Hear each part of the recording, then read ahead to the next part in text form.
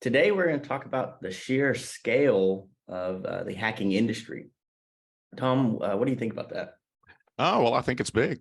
Yeah, There you go. Right. growing. It's actually it is actually not big. It is huge. And the average person doesn't appreciate the sheer size and scale, especially depending on what age group you're in. Okay.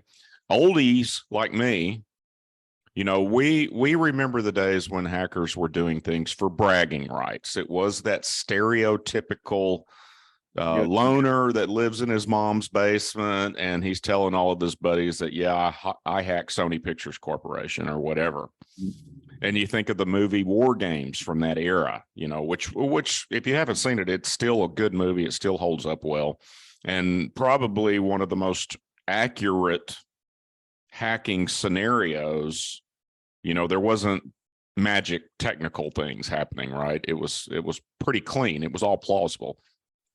But today, this is a multi-billion-dollar criminal industry.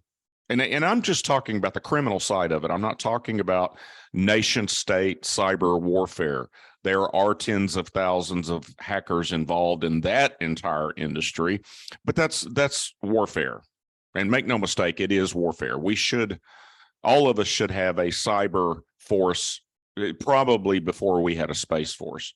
Yeah. And they are serious and war games, and there's no Geneva Convention around it. It's the wild west of war now. But getting back to the size of the criminal industry, just to give you an idea, there was a couple of hackers that went by the name of G and Crab. And it's a play on C and G, right? If you reverse the C and G, it's C and grab. They were ransomware specialists. Their special skill, among others, was crafting con jobs in an email that got their victims to deploy the ransomware attack inside the company network. They grossed $3.5 billion. $3.5 billion with a B. And each one of them purportedly made about $300 million each. Now, you're doing the math on that and say, wait a minute, that's almost $3 billion missing. Exactly. In a typical ransomware attack, there's a software company that makes an attack construction kit, and they sell it on the dark web. And that's where all these criminals hang out. They sell it on the dark web. That's their specialty. It's point and click attacks. There's another group that specializes in providing clean email servers that haven't been blacklisted. There's another group that provides an encryption server and an unencryption server. So for the public and private key exchange, to do the encryption, far beyond the topic of this one. There's another group that provides help desk services. So there's an 800 number for the victim to call if they don't know how to obtain Bitcoin, or they're having technical issues with unencrypting the files in the case they pay the ransom. And there's other specialists involved in that $3.5 billion payday.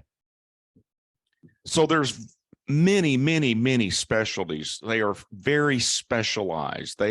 They operate as a criminal team, with each contributing their own specialty, much like say an Ocean's 11 movie.